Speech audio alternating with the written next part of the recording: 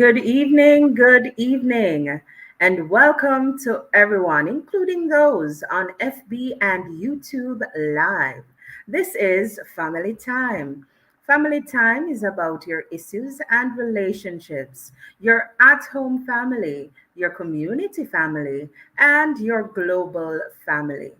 Family Time is produced by Family Life Ministries, and our aim is to enable healthy families, which will lead to healthy nations. So stay with us and please join in via all platforms, FB and YouTube, which are live, and also via Instagram, where you can keep up with what's happening. I'm Marsha Lawrence Davids. Guess what? Communication is made up of so much more than words. In fact, nonverbal cues like hand gestures and posture all play a part in communication. How is it that your body talks? By waving your hands, tilting your head, tapping your feet, or do you bulge out your eyes? How about your telltales? Do you find that you can't keep a poker face for one reason or another? Well, for some people, you just have to look into their eyes and their eyes say it all. But is your body language saying more than you want it to say? Is it in sync with what you are thinking? Ever so often, we find that our body language says other things than what we actually want it to say. Can you read the body language of others? Well, guess what? We're looking into all that today and so much more. The way our body talks. And to start us off, here is a question for you. How does your body talk? Please send the responses to that question, and you can send it via WhatsApp text or voice notes, and make sure those voice notes are no longer than 30 seconds to 876-997-3125, or call the studio lines at 876-968-8327 or 876-968-8328 to participate. You can also watch us and comment live on Love 101 Facebook and YouTube. We'll be right back with our special guest, Jan White. Don't you dare go anywhere.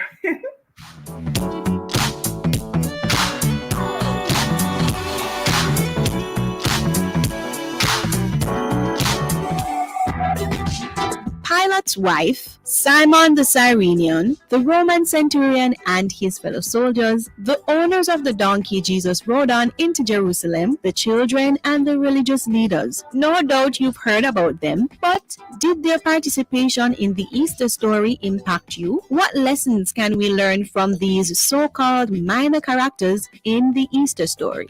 Tuesday, April 9, on The Rock, join guests Pastor Christopher Kennedy and Reverend Christopher Broadberg as they discuss the topic Minor Characters in the Easter Story. That's The Rock, Tuesday, April 9 at 10 a.m. right here on the family station Love 101.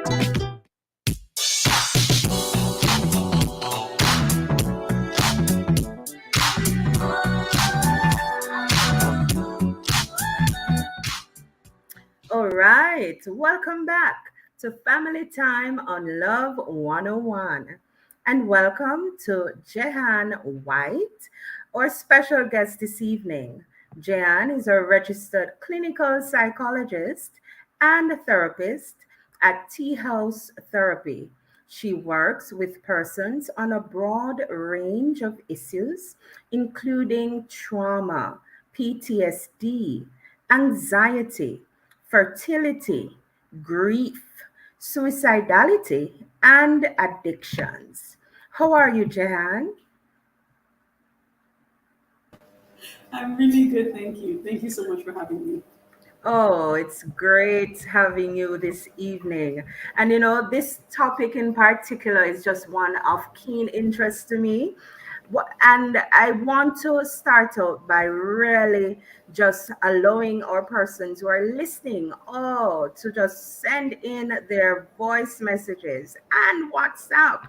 Make sure those WhatsApp messages are no longer than 30 seconds and you can send it in. And the question is, how does your body talk?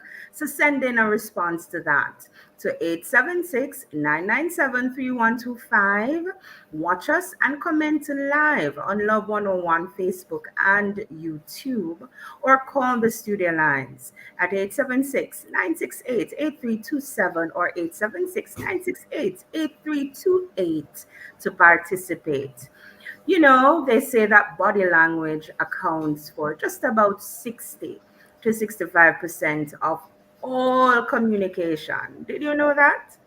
In fact, a huge part of how we communicate is our body language. That includes facial expressions, eye gaze, gestures, posture, and body movements. In many cases, the things we don't say speaks volumes and actually say a whole lot of things very loudly. But what exactly is body language? To break it all down for us today is Janine White. So my first question for you, Jehan, what is body language? So, body language is the way that we communicate with our body. So, in a lot of ways, it's everything from the way that we squint our eyes, the way that we move our arms, the way that we move our shoulders. Everything essentially outside of the words we use is our body language. Even our tone of voice can be considered some form of body language. Okay. All right. Thank you so much for that. So even now we're communicating to each other Hmm. using body language. All Yes, right. yes. Awesome. Absolutely. So the way that we're leaning in, the way that we're smiling, engaging with our eyes, all of those things are communicating a certain type of message. Okay. So do we all use it? Absolutely. If you communicate, you use body language, really. Everyone uses body language in different ways. Is it something that is natural or is it unconsciously done? Well, it's definitely more unconscious, I think. I think that unless we make very concerted efforts to intentionally communicate with our bodies, we naturally communicate with our bodies without recognizing it. So that's one of the reasons why body language can be so powerful because it can be considered more accurate than what you're actually saying. So your body language is pretty powerful, and it's one of the reasons why people might say, "But I don't believe you what you're saying based on what I'm seeing." So it can be really surprising if you're not aware of it. Yes. And you said something very interesting that your body language can communicate more accurately than what you're actually verbalizing. Absolutely, absolutely. Things that you don't even recognize. So something as simple as being uncomfortable. You're trying to be confident and engaged, but in actuality, people might recognize your discomfort or your nervousness based upon the way that you move your hands or your shoulders. So all of those are ways that can tell someone that you're not as comfortable as you are trying to be. That's not bad, but that is something that can be recognized by others. Now, this is a question that I really, really want to hear the answer to. Can we suppress our body language, or better yet, can we train our bodies to convey the sort of message that we want it to? Absolutely. Absolutely, we can train it. Suppress it is strong.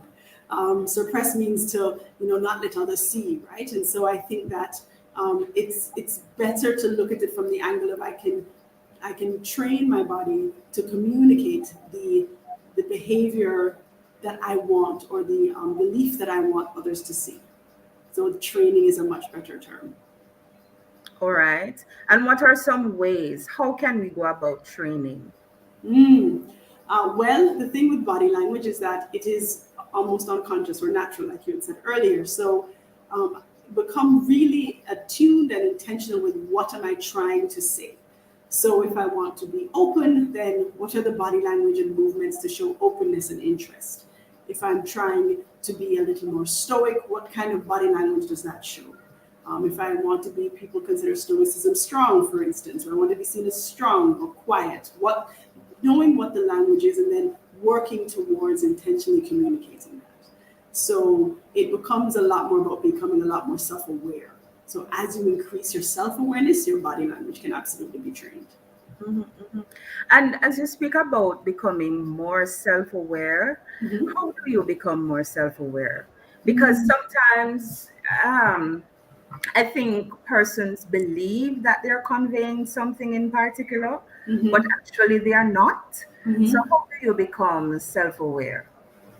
Well, you become self-aware by, well, in a way, the answer is in the term. So by increasing my awareness of what's going on. So asking myself, what am I feeling? What am I trying? What am I thinking? And asking that question. Because sometimes you might recognize that I might be feeling anxious, but I don't know I'm anxious until my body tells me. So my heart starts to race, my palms are sweating, and I'm like, something is off, something is strange. And then you're like, oh, it's anxiety, or I'm nervous, or I'm afraid of something, kind of thing. And so we start to ask ourselves ahead of time, what am I feeling? What's going on for me right now? And by even doing that on a semi regular basis, you start to anticipate in these circumstances, I feel more nervous. In these circumstances, I feel more excited. And so, Yes. with that, I'm increasing my awareness of myself. Yes, yes. I know for me, one of the things that I do, like I do public speaking from time to time. Mhm. And in preparation for the public speaking event, I may do the speech for Mhm. someone who's close to me, someone who Yes. I value their feedback and so on, someone who will just tell it as it is, eh? Mhm. Mhm. And so I would just give the speech how I intend to give it on the day, Mhm. all the hand gestures, the Mhm. pauses, and Yes. so on, and get the relevant feedback. What do you think about that as a way of going about helping to train ourselves?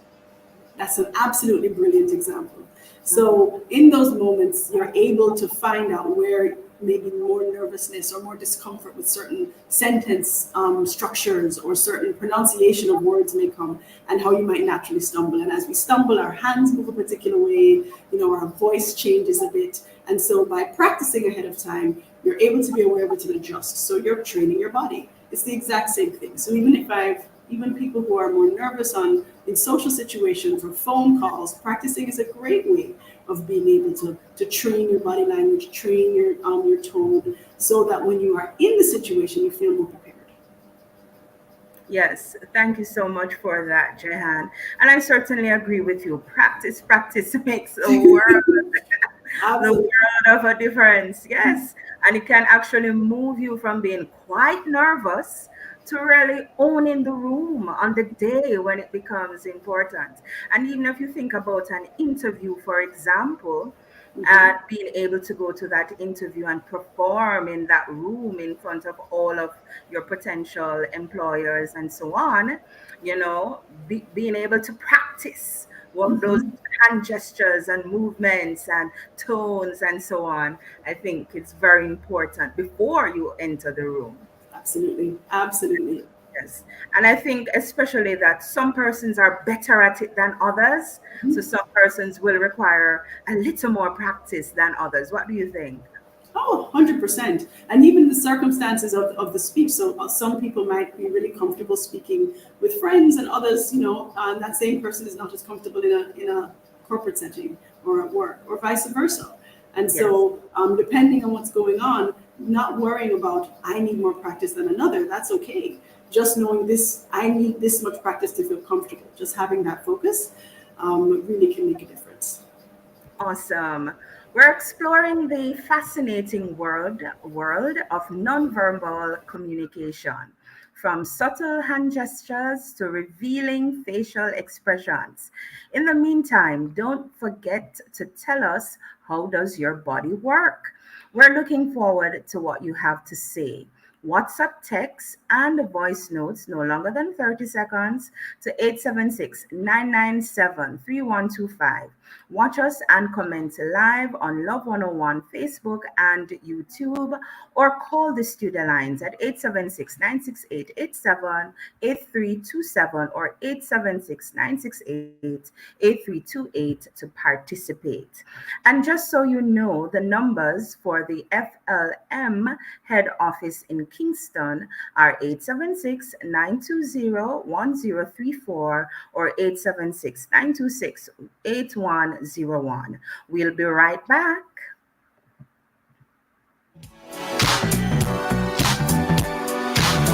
Keep your career options open for local and overseas job opportunities in the booming hospitality and tourism industry with City and Guilds and ABE endorsed certification at Distinction College. Start online and face-to-face classes very soon in a career of high demand for workers globally, and get certified in housekeeping, food preparation, waitering, travel, tourism, and hospitality, bartending and mixology, customer service, call center, cake baking and decorating, airline ticketing. No subjects required, no age limit. Register this week and get an additional course for free. Call Distinction College at 876-356-4167 or 354-8560. Visit us in Kingston, Spanish Town, Ocho Rios Online, or St. Elizabeth. It's not over. Listen to words of upliftment in Something More with Bishop Harold Blair, brought to you by the Faith Cathedral Deliverance Center. And he cried out to God. Have you been there? Have you been there when it seems as if you've been left all alone and no one cares for you? No one gives to your word of comfort or consolation. But as you lift up your eyes to the hills from whence cometh your help, the Lord heard your cry. That's Something More with Bishop Harold Blair. Something More comes to you every Monday, Wednesday, and Friday at 9:30 a.m. here on the family station, Love 101. It's not over. Importers. Shipments requiring you to pay customs duties and taxes are cleared on a customs goods declaration known as an IM4 or IMS4. Ask your clearing agent to provide your customs declaration, customs assessment notice, and customs receipt once duties and taxes are paid. Where your clearing agent may not be able to provide the IM4 or IMS4, request your customs goods declaration registration number or C number, which can be used to verify your payments. Importers, request your IM4, IMS4, or C number. It is your right. For details, email the Jamaica Customs Agency at public.relations@jca.gov.jm. Jamaica Customs, keeping our customers in focus. Music is the soundtrack of our daily lives. It drives business, it entertains, and we are that crucial link between the makers and users of music. We are Jams, representing local and international producers, labels, and performers, providing global coverage in the collection of airplay and public performance royalties for the best of the best in the music industry. We deliver results. We deliver royalties. Find us at jamsonline.com or call 876-978-1010. Jams, we stand up for music rights. When you say Fosrich, you say electrical, SWA cables, conduits, transformers, and breakers. When you say Fosrich, you say lighting, chandeliers, and more. When you say Fosrich, you say LEDs and solar water heaters. Fosrich is electrical, lighting, solar, and LEDs. Visit us today, Kingston, Mandeville, and Montego Bay. Fosrich.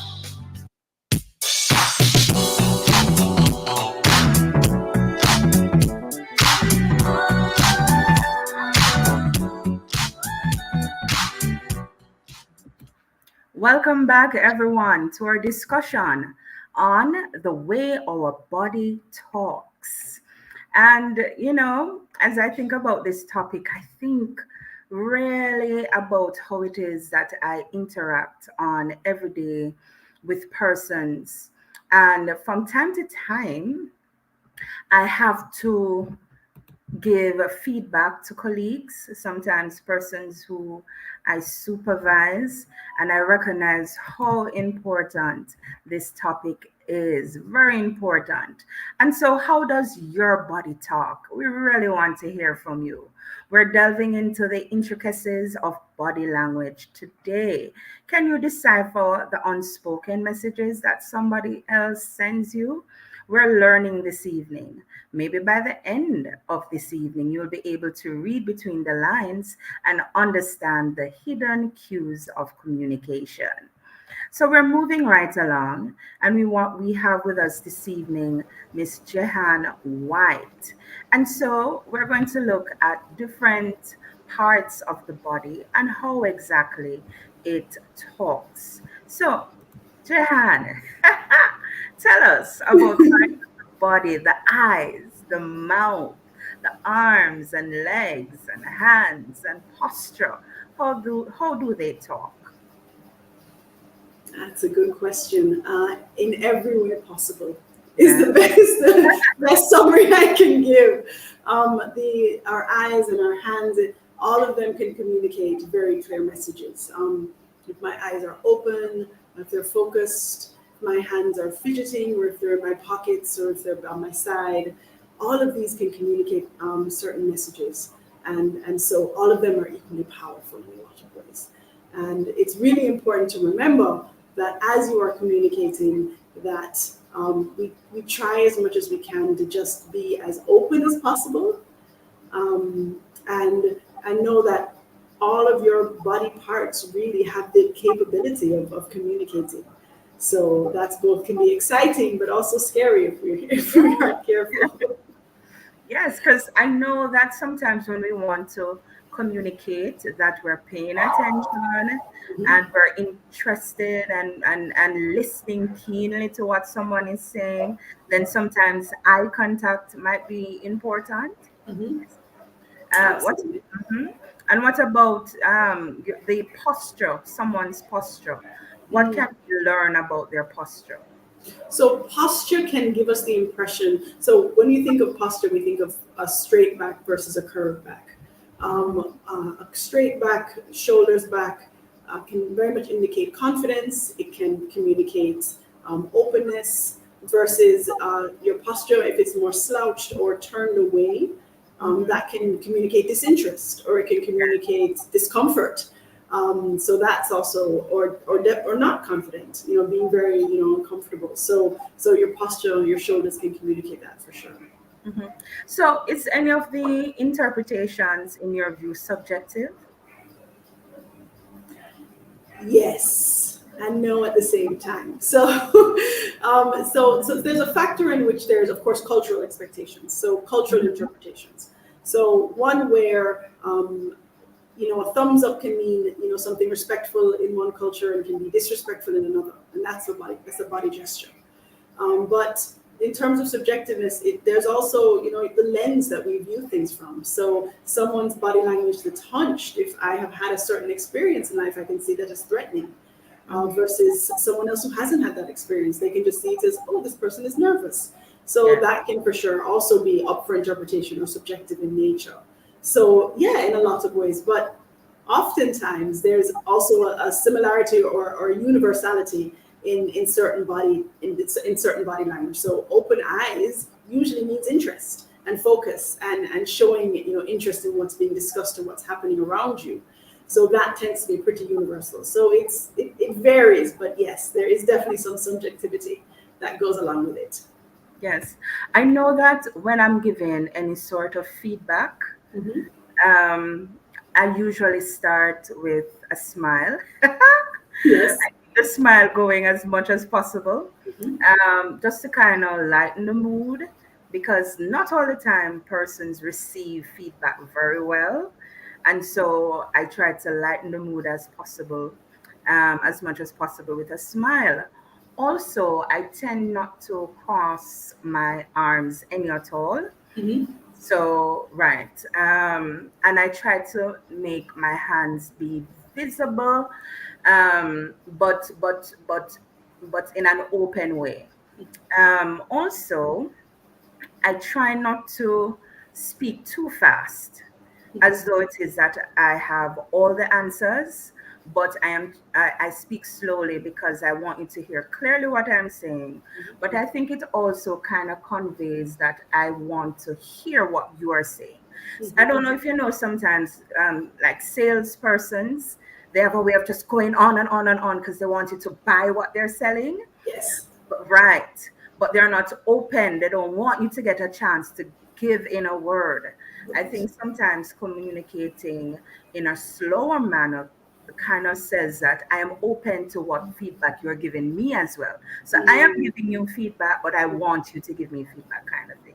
What do you think about that? Giving persons feedback, or in an organization, an employment or sort of environment, how can we give a positive body language, positive communication?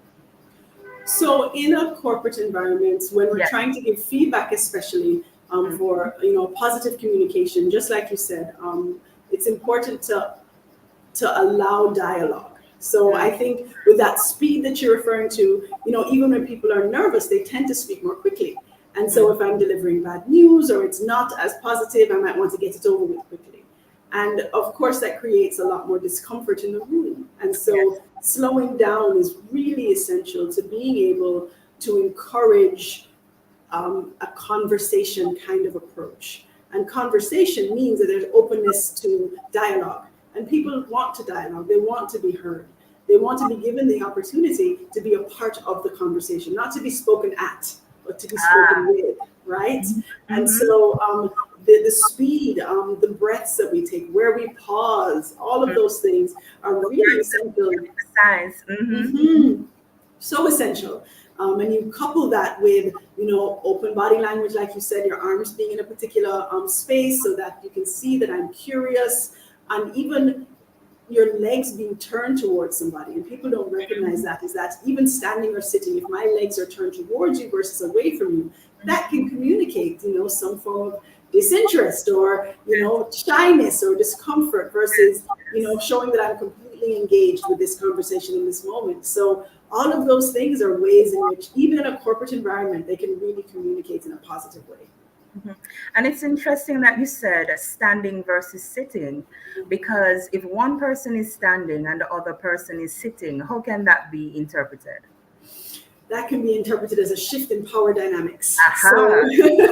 So the powerful person, right, standing over somebody. So even when you're communicating with children, it's important to be able to be on their level. So in a corporate environment, the person who has power stands and the other person sits, and it just becomes a very different dynamic. But if you're encouraging collaboration, then both people should be either sitting or standing together. That's usually really important. All right, thank you so much. Is it how we interpret or express it dependent on culture or personal experiences, or is it natural? I think that it's definitely dependent upon cultural and cultural experiences, and from our cultural and personal experiences. My apologies. It is really a matter of our lens in a lot of ways, and like I said before, some things are for sure universal, but when it comes to, because this is where miscommunication can take place. Miscommunication because I see your, we're having a conversation, maybe a casual conversation in our room or at home, and my partner or my friend or my loved one is looking in the fridge while we're trying to have a talk, and I might see that as you're not interested in what I have to say, or you want me to wrap it up, versus for them it could just be that I'm just hungry and I want to be focused and I'm trying to eat. So and that's very subjective for sure. And culturally, in a lot of ways, if people are looking at their phones, we assume they're not interested in what I'm saying, but it could be a sign of they're actually uncomfortable, and it keeps them feeling a bit more safe, like something in their hand to distract them a little bit. So and that's a shift. That's very different than it was 50 years ago. Before cell phones were so accessible, there were no phones to look at. So it really is a matter of time changes, and I think a lot of it has to do with societal changes. So there are some, like I said, some universal things, of course, but some of them are subjective. And if we aren't clear on what someone's communicating, I always say, ask, check in. Are you bored? Are you, uncomfortable? And it might put them on the spot, but it makes them conscious of what they're doing. And so that allows for it allows for less miscommunication to take place. Okay, thank you so much. So we're heading into another break. This is Family Time, live on Love 101 FM, YouTube, and FB. It's produced by Family Life Ministries.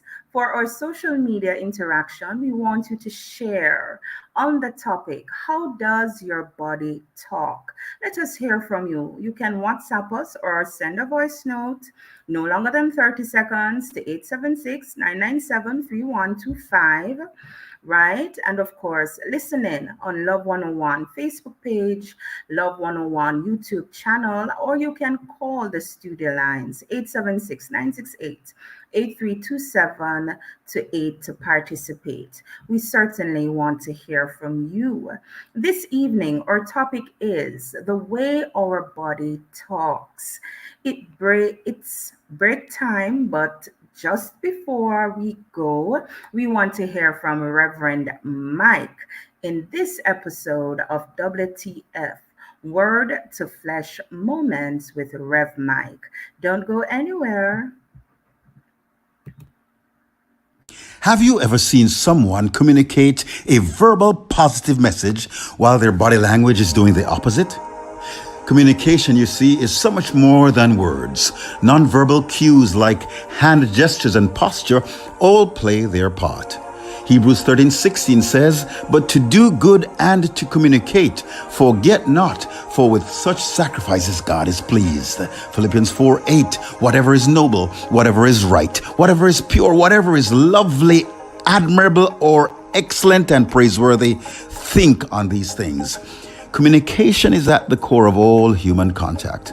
The ability to communicate is part of our God-created design and enables us to develop relationships with each other and to create good culture. Good or bad communication can get you into or out of trouble. Can we hear spouses, especially men, saying amen? Speaking of spouses, for human relationships to operate at their highest potential, both genders must operate at their best communication. To have a higher expectation of your spouse than you have of yourself is foolish and anthropologically incorrect, as there is no indication that God created and holds higher expectations of one gender than he does of another. The best thing then is for both genders to ensure that both verbal and nonverbal communication reflects whatever is noble, whatever is right, pure, lovely, admirable, excellent, and praiseworthy. Both verbal and nonverbal communication must reflect what we believe, that's our values, and who we are, that's our culture. I'm Reverend Mike from Fellowship Tabernacle, and we just had a WTF moment.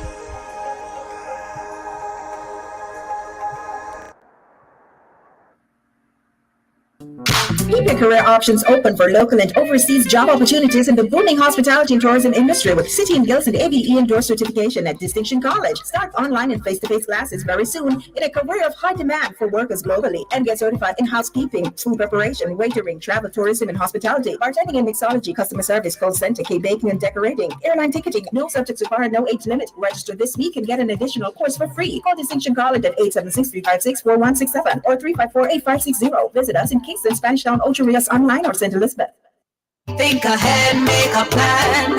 You got the freedom of choice. Lark, long-acting reversible contraceptives. I made my choice 6 years ago. I have in an IUCD, also called copper tea, and it will go and protect me from pregnancy for another 4 years at least. My choice was an implant. It lasts for 5 years. And when I'm ready for a baby, I just make doctor take it out. Contact the National Family Planning Board at 968-1632 to find out more about the Lark. Think ahead, make a plan.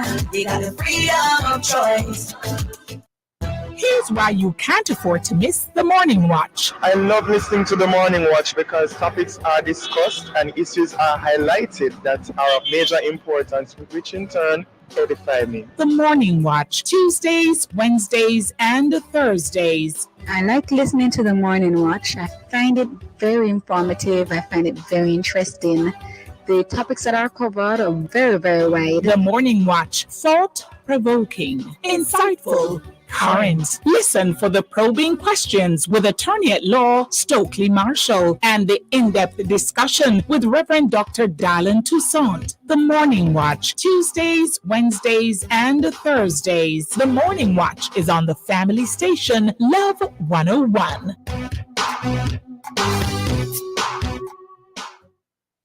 When you say phosphorus, you say electrical. SWA cables, conduits, transformers, and breakers. When you say phosphorus, you say lighting, chandeliers, and more. When you say phosphorus, you say LEDs and solar water heaters. Phosphorus is electrical, lighting, solar, and LEDs. Visit us today, Kingston, Mandeville, and Montego Bay. Phosphorus.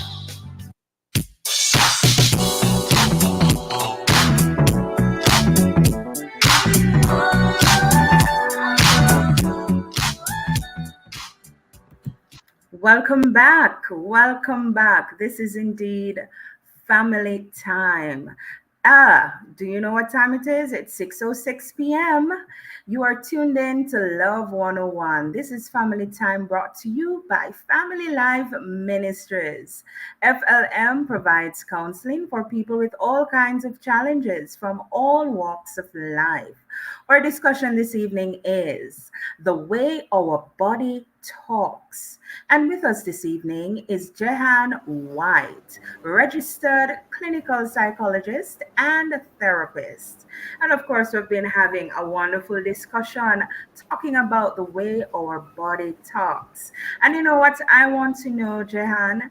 Are there different types of body languages? Is there good body language and bad body language? Tell me. Oh, it go. Well, I don't know if I would label body language as necessarily good or bad. I reckon I look at it as data. What is it telling us? So I see it as an opportunity to learn and understand more. An opportunity to learn and understand.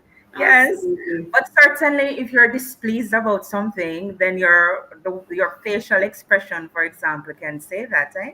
Absolutely, absolutely. So it can be used to communicate good and bad. But I don't necessarily, but neither of them is good or bad, or one's better than the other. Because if I'm uncomfortable or displeased, it's important that the person is aware of that. What if they are making me uncomfortable? What if I don't feel safe? What if this is something out of the corner of my eye and I want you to kind of notice that something, we're both unsafe perhaps, right?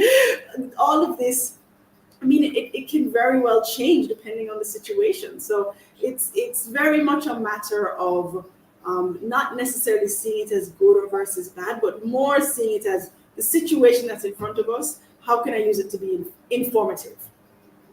All right.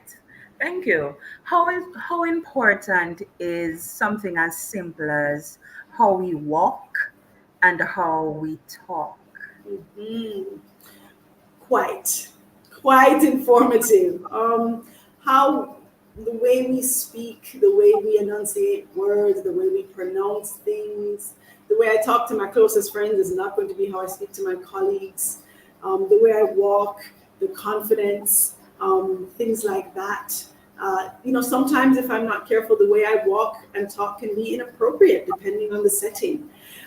It can be a matter of I'm in a professional setting or a setting that affects my future, and I convey disinterest or this isn't important or it doesn't matter, and my words show that, and I'm mincing words, mashing words, missing words, not communicating my message properly. All of that, it's really important actually. What about personal space, touching, eye movement? Well, we spoke about eye movement. What about head movement, touching, personal space? That one is interesting. So personal space is, in Jamaica, we look for about 2 feet apart, right? And so some cultures, it can be 4 feet apart.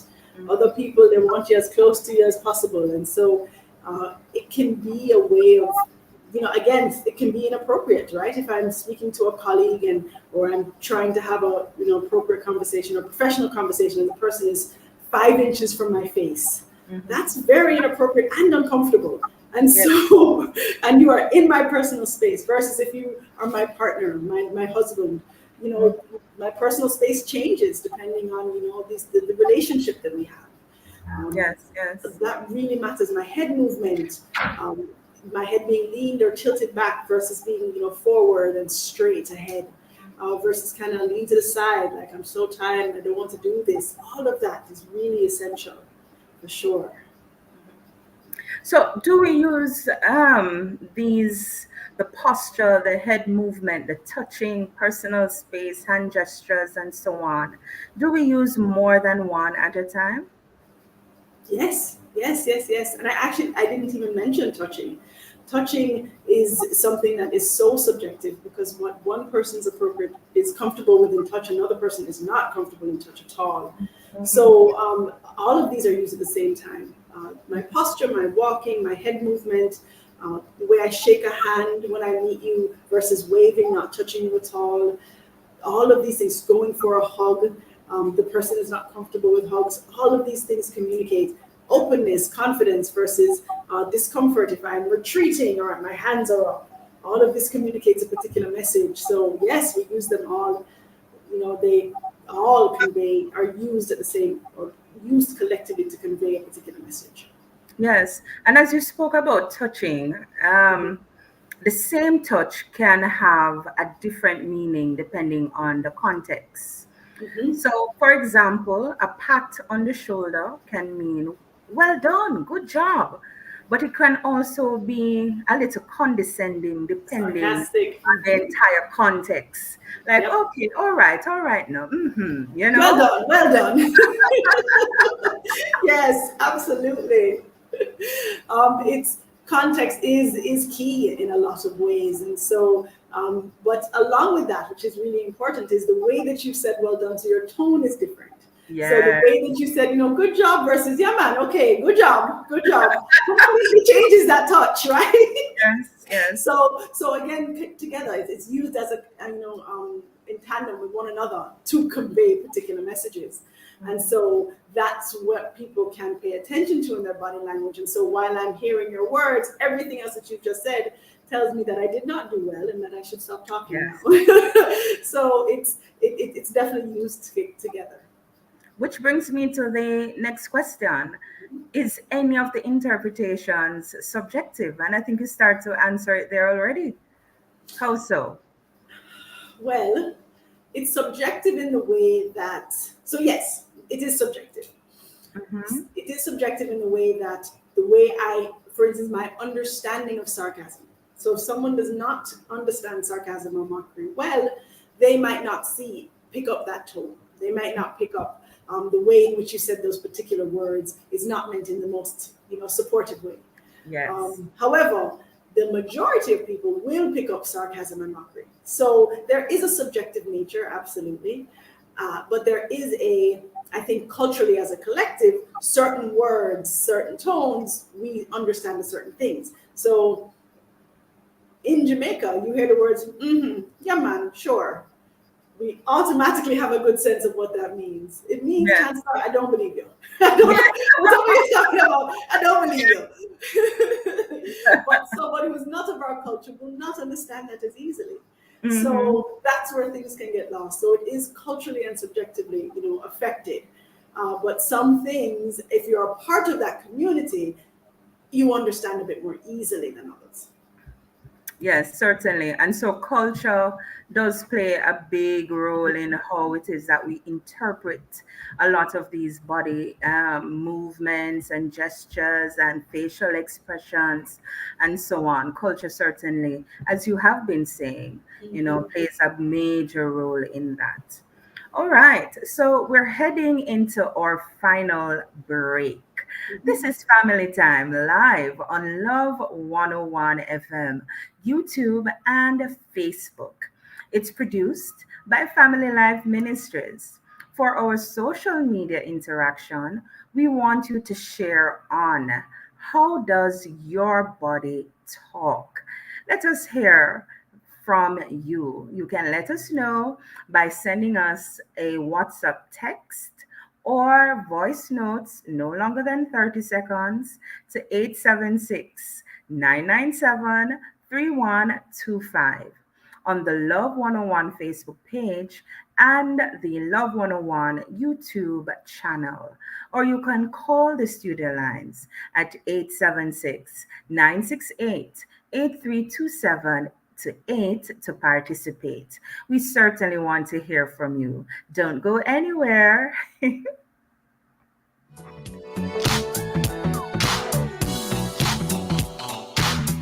Seeking transformation and empowerment, yearning for more of Christ, longing for full freedom in Him. Join us at the Caribbean Transformation Conference, April 12 to 14, West Valley Chapel. Embark on a 3-day journey of empowerment and freedom. Take your tribe of 10 to enjoy a discount. Prepare to be inspired by Steve Goss from England, Seth Brothers from the USA, and Claudette Bennett from Jamaica. Secure your spot now at freedomchrist.org or call 876-826-9297. Experience a life-changing encounter you've been craving. Don't you miss it!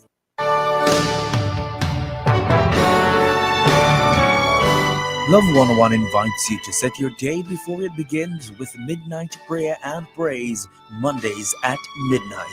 It's the third prayer watch, a period of much spiritual activity. You will be strengthened during this time of prayer and praise. Midnight prayer and praise is during the third watch of the night, the time to strengthen yourself spiritually and seek direction. Time to command your day. Midnight prayer and praise, Mondays at midnight through to 3 a.m. early Tuesday morning. 3 hours to set your day with prayers offered in each hour. Midnight prayer and praise is on the family station, Love 101.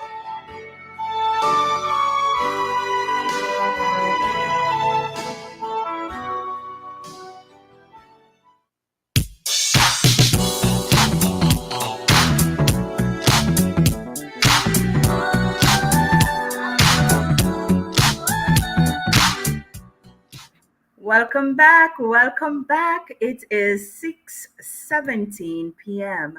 You're tuned in to Love 101. This is Family Time. Family Time is brought to you by Family Life Ministries. FLM provides counseling for people with all kinds of challenges from all walks of life. Remember, you can tune in to the program via Love 101 Facebook page and the YouTube channel. The topic today is the way our body talks. Our guest is Jahan White. And of course, we're continuing the conversation. And I want to know, can nonverbal communication be improved? Absolutely, yes.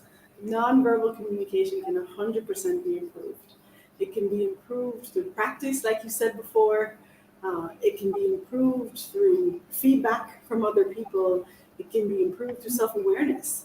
Nonverbal communication, just like we go to speech therapy to improve the way we speak, to find better ways of. We go to when we have to do presentations, we practice those, and we go to training for presentations if we have to give that. Nonverbal communication can also be for sure trained. All right. Are there some resources or agencies that can help? So that's a little harder. So I would say that in terms of agencies and resources, I would do research. You can find a lot of information just available on the internet, but you can also go to therapy and ask for feedback. But I think one of the best ways to get great feedback and some resources is to ask your loved ones. Ask someone you respect and trust. How do I come across? What do you think? If you are a youth, you can ask a teacher. If you are, you have a colleague that you trust and respect, if you can ask, your friends and family. There's so many people that you can ask for honest feedback about the way that you come across in your nonverbal communicative styles. And you can get some really helpful information. All right, thank you so much. So, can sign language, for example, be considered in the category as the average nonverbal form of communication? That's a fantastic question. I think that sign language is even more so. I think sign language doesn't quite fall into the same category because sign language doesn't have the opportunity to have the verbal word. But it is so strongly based upon hand movements and hand gestures, but also facial expressions and body language. So while verbal communication You have about 7 or 8%, maybe 10% with the words that are used. In sign language, we don't have that, and so it's even stronger when it comes to our nonverbal communication. So I think sign language will be even a stronger component of the necessity of having good nonverbal communication skills. All right. So there are three categories of persons that I want to just get your feedback on how you think is a positive way to use our bodies to communicate with them. Okay. One, children. Two, our spouses. And three, persons who would have experienced some sort of trauma. Do we want to start with the children first? How can we use positive body language to interact with children so that they can feel safe and so on? So for children, for body language to make them feel safe and encourage openness, I always say get on their level. Because similar to what we had said earlier, when it comes to one person sitting and standing, there's a power dynamic. That's the same for children. So this towering figure of a parental or caregiver is standing over me. It's quite frightening, no matter what. And so even if you stoop to their level, or if you bring them up to your level, holding them, that is a really important way in which that simple action can change it from being unsafe or threatening to actually being really safe and encouraging. It's interesting that you mentioned that, because I noticed that Princess Catherine, or Kate, Kate right, Middleton. right. I noticed that when she's speaking to her children, especially when they were younger, she used to stoop down to their level, look in their eyes, and speak to them. What do you think about that? I think that's a great example of ways in which you can encourage children to feel really safe and use body language in a positive way. So what she could have been communicating in that moment, even if they're in trouble and she needs to reprimand or inform them of this is not appropriate, my body language can be frightening, and so I don't want you to be afraid when I'm saying this is not okay and you need to act better, because my message will be lost in the fear. So my message gets lost when the child is more frightened. But if the child knows, okay, mommy is now talking to me, I need to pay attention. She's right at my eye level. I'm not as frightened, but I am more aware that I need to listen to this message, versus I just know I'm scared. And so I'm just going to be quiet and be frightened. So I think what she did is a fantastic way, a fantastic example of using it in a very positive way. All right, thank you so much. And what about her spouse? Tell us about it. The spouse is hard. Okay, so this is. I have a question. Let me clarify.